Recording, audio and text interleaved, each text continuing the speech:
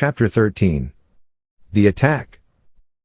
Slowly, and without the slightest appearance of haste or excitement, the three columns crept on. When within about 500 yards of us, the main or center column halted at the root of a tongue of open plain which ran up into the hill, to give time to the other divisions to circumvent our position, which was shaped more or less in the form of a horseshoe, with its 2 points facing towards the town of Loo. The object of this maneuver was that the threefold assault should be delivered simultaneously. "Oh, for a Gatling!" groaned Good, as he contemplated the serried phalanxes beneath us. "I would clear that plain in 20 minutes. We have not got one, so it is no use yearning for it, but suppose you try a shot, Quatermain," said Sir Henry. "See how near you can go to that tall fellow who appears to be in command. 2 to 1 you miss him, and an even sovereign, to be honestly paid if ever we get out of this, that you don't drop the bullet within 5 yards. This piqued me, so, loading the express with solid ball, I waited till my friend walked some 10 yards out from his force, in order to get a better view of our position, accompanied only by an orderly. Then, lying down and resting the express on a rock, I covered him. The rifle, like all expresses, was only sighted to 350 yards, so to allow for the drop in trajectory I took him halfway down the neck, which ought, I calculated, to find him in the chest. He stood quite still and gave me every opportunity, but whether it was the excitement or the wind, or the fact of the man being a long shot, I don't know, but this was what happened. Getting dead on, as I thought, a fine sight, I pressed, and when the puff of smoke had cleared away, to my disgust, I saw my man standing there unharmed, whilst his orderly, who was at least 3 paces to the left, was stretched upon the ground apparently dead. Turning swiftly, the officer I had aimed at began to run towards his men in evident alarm. "Bravo, Quatermain!" sang out Good, "you frightened him." This made me very angry, for, if possible to avoid it, I hate to miss in public. When a man is master of only one art he likes to keep up his reputation in that art. Moved quite out of myself at my failure, I did a rash thing. Rapidly covering the general as he ran, I let drive with the second barrel. Instantly the poor man threw up his arms, and fell forward onto his face. This time I had made no mistake, and, I say it as a proof of how little we think of others when our own safety, pride, or reputation is in question, I was brute enough to feel delighted at the sight. The regiments who had seen the feat cheered wildly at this exhibition of the white man's magic, which they took as an omen of success, while the force the general had belonged to, which, indeed, as we ascertained afterwards, he had commanded, fell back in confusion. Sir Henry and Good now took up their rifles and began to fire, the latter industriously browning the dense mass before him with another Winchester repeater, and I also had another shot or two, with the result, so far as we could judge, that we put some 6 or 8 men hors de combat before they were out of range. Just as we stopped firing there came an ominous roar from our far right, then a similar roar rose on our left. The 2 other divisions were engaging us. At the sound, the mass of men before us opened out a little, and advanced towards the hill and up the spit of bare grass land at a slow trot, singing a deep-throated song as they ran. We kept up a steady fire from our rifles as they came, Ignacy joining in occasionally, and accounted for several men, but of course we produced no more effect upon that mighty rush of armed humanity than he who throws pebbles does on the breaking wave. On they came, with a shout and the clashing of spears. Now they were driving in the pickets we had placed among the rocks at the foot of the hill. After that the advance was a little slower, for though as yet we had offered no serious opposition, the attacking forces must climb uphill, and they came slowly to save their breath. Our first line of defense was about halfway down the side of the slope, our second 50 yards further back, while our third occupied the edge of the plateau. On they stormed, shouting their war cry, "Twala! Twala! Shiel! Shiel! Twala! Twala! Smite! Smite! Ignacy! Ignacy! Shiel! Shiel!" answered our people. They were quite close now, and the tolash, or throwing knives, began to flash backwards and forwards, and now with an awful yell the battle closed in.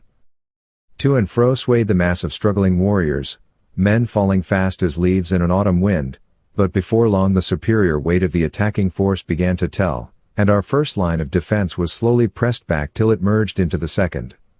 Here the struggle was very fierce, but again our people were driven back and up, till at length, within 20 minutes of the commencement of the fight, our third line came into action. But by this time the assailants were much exhausted, and besides had lost many men killed and wounded, and to break through that third impenetrable hedge of spears proved beyond their powers. For a while the seething lines of savages swung backwards and forwards, in the fierce ebb and flow of battle, and the issue was doubtful. Sir Henry watched the desperate struggle with a kindling eye, and then without a word he rushed off, followed by Good, and flung himself into the hottest of the fray. As for myself, I stopped where I was. The soldiers caught sight of his tall form as he plunged into battle, and there arose a cry of Nanzia incubu. Nanzia unkung unclovo. Here is the elephant, Cheel. Cheel. From that moment the end was no longer in doubt. Inch by inch, fighting with splendid gallantry, the attacking force was pressed back down the hillside, till at last it retreated upon its reserves in something like confusion. At that instant, too, a messenger arrived to say that the left attack had been repulsed, and I was just beginning to congratulate myself, believing that the affair was over for the present, when, to our horror, we perceived our men who had been engaged in the right defense being driven towards us across the plain, followed by swarms of the enemy, who had evidently succeeded at this point. Ignacy, who was standing by me, took in the situation at a glance, and issued a rapid order. Instantly the reserve regiment around us, the Greys, extended itself. Again Ignacy gave a word of command, which was taken up and repeated by the captains, and in another second, to my intense disgust, I found myself involved in a furious onslaught upon the advancing foe. Getting as much as I could behind Ignacy's huge frame, I made the best of a bad job, and toddled along to be killed as though I liked it. In a minute or two, we were plunging through the flying groups of our men, who at once began to reform behind us, and then I am sure I do not know what happened. All I can remember is a dreadful rolling noise of the meeting of shields, and the sudden apparition of a huge ruffian, whose eyes seemed literally to be starting out of his head, making straight at me with a bloody spear. But, I say it with pride, I rose, or rather sank, to the occasion. It was one before which most people would have collapsed once and for all. Seeing that if I stood where I was I must be killed, as the horrid apparition came I flung myself down in front of him so cleverly that, being unable to stop himself, he took a header right over my prostrate form. Before he could rise again, I had risen and settled the matter from behind with my revolver. Shortly after this somebody knocked me down, and I remember no more of that charge. When I came to I found myself back at the copy, with Good bending over me holding some water in a gourd. "How do you feel, old fellow?" he asked anxiously. I got up and shook myself before replying.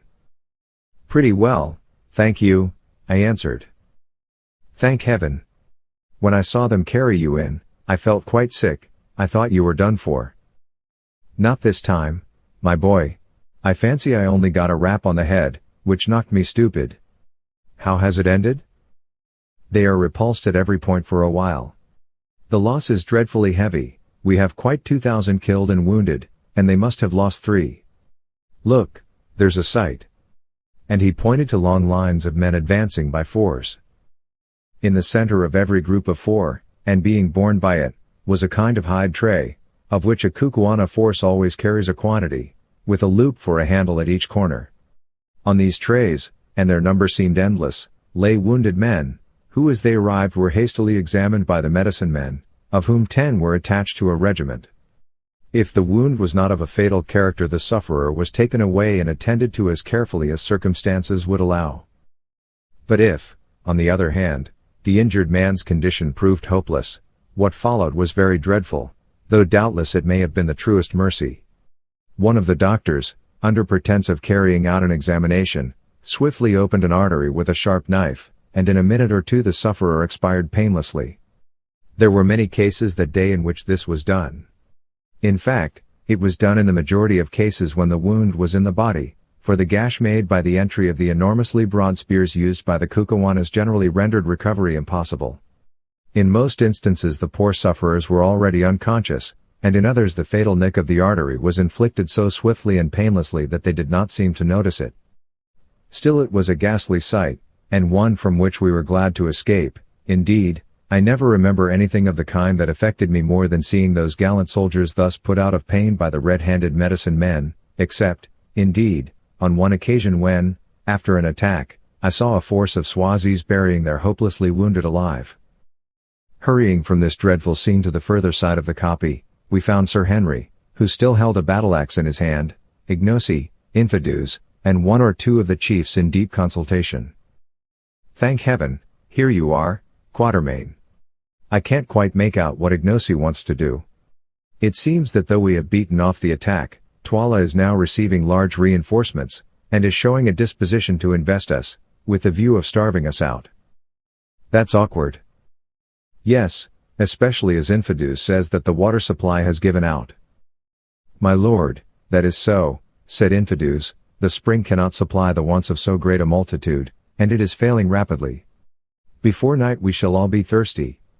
Listen, Macumazahn. Thou art wise, and hast doubtless seen many wars in the lands from whence thou camest, that is if indeed they make wars in the stars. Now tell us, what shall we do? Twala has brought up many fresh men to take the place of those who have fallen. Yet Twala has learnt his lesson. The hawk did not think to find the heron ready, but our beak has pierced his breast. He fears to strike at us again. We too are wounded, and he will wait for us to die. He will wind himself round us like a snake round a buck, and fight the fight of sit down." "I hear thee," I said. "So, Macumazahn, thou seest we have no water here, and but a little food, and we must choose between these three things, to languish like a starving lion in his den, or to strive to break away towards the north, or," and here he rose and pointed towards the dense mass of our foes, "to launch ourselves straight at Twala's throat. Incubu, the great warrior, for today he fought like a buffalo in a net, and Twala's soldiers went down before his axe like young corn before the hail. With these eyes I saw it. Incubu says charge, but the elephant is ever prone to charge. Now what says Macumazahn, the wily old fox, who has seen much, and loves to bite his enemy from behind? The last word is in Ignosi the king, for it is a king's right to speak of war, but let us hear thy voice, O Macumazahn, who watches by night, and the voice too of him of the transparent eye. What sayest thou, Ignosi? I asked. Nay, my father, answered our quondam servant, who now, clad as he was in the full panoply of savage war, looked every inch a warrior king. Do thou speak, and let me, who am but a child in wisdom beside thee, hearken to thy words. Thus adjured, after taking hasty counsel with Good and Sir Henry, I delivered my opinion briefly to the effect that, being trapped, our best chance, especially in view of the failure of our water supply, was to initiate an attack upon Twala's forces. Then I recommended that the attack should be delivered at once, before our wounds grew stiff, and also before the sight of Twala's overpowering force caused the hearts of our soldiers to wax small like fat before a fire. Otherwise, I pointed out, some of the captains might change their minds, and, making peace with Twala, desert to him, or even betray us into his hands. This expression of opinion seemed, on the whole, to be favorably received. Indeed, among the Kukuanas my utterances met with a respect which has never been accorded to them before or since. But the real decision as to our plans lay with Ignosi, who, since he had been recognized as rightful king, could exercise the almost unbounded rights of sovereignty, including, of course, the final decision on matters of generalship, and it was to him that all eyes were now turned. At length, after a pause, during which he appeared to be thinking deeply, he spoke. Incubu, Macumazahn, and Bogwan, brave white men, and my friends, Infidus, my uncle, and chiefs, my heart is fixed. I will strike at Twala this day, and set my fortunes on the blow, and my life and your lives also. Listen, thus will I strike. Ye see how the hill curves round like the half-moon, and how the plain runs like a green tongue towards us within the curve? We see, I answered. Good, it is now midday, and the men eat and rest after the toil of battle. When the sun has turned and traveled a little way towards the darkness, let thy regiment, my uncle, advance with one other down to the green tongue, and it shall be that when Twala sees it he will hurl his force at it to crush it. But the spot is narrow, and the regiments can come against thee one at a time only, So may they be destroyed one by one, and the eyes of all Twala's army shall be fixed upon a struggle the like of which has not been seen by living man. And with thee, my uncle, shall go Incubu my friend, that when Twala sees his battle-axe flashing in the first rank of the Greys his heart may grow faint. And I will come with the 2nd regiment, that which follows thee, so that if ye are destroyed, as it might happen, there may yet be a king left to fight for, and with me shall come Macumazahn the wise. It is well, O king, said Infidus, apparently contemplating the certainty of the complete annihilation of his regiment with perfect calmness. Truly, these Kukuanas are a wonderful people. Death has no terrors for them when it is incurred in the course of duty. And whilst the eyes of the multitude of Twala's soldiers are thus fixed upon the fight, went on Ignosi, behold, 1/3 of the men who are left alive to us, that is, about 6,000, shall creep along the right horn of the hill and fall upon the left flank of Twala's force, and 1/3 shall creep along the left horn and fall upon Twala's right flank. And when I see that the horns are ready to toss Twala, then will I, with the men who remain to me, charge home in Twala's face, and if fortune goes with us the day will be ours, and before night drives her black oxen from the mountains to the mountains we shall sit in peace at Loo. And now let us eat and make ready, and, Infidus, do thou prepare, that the plan be carried out without fail, and stay, let my white father Bogwan go with the right horn, that is shining I may give courage to the captains. The arrangements for attack thus briefly indicated were set in motion with a rapidity that spoke well for the perfection of the Kukuana military system.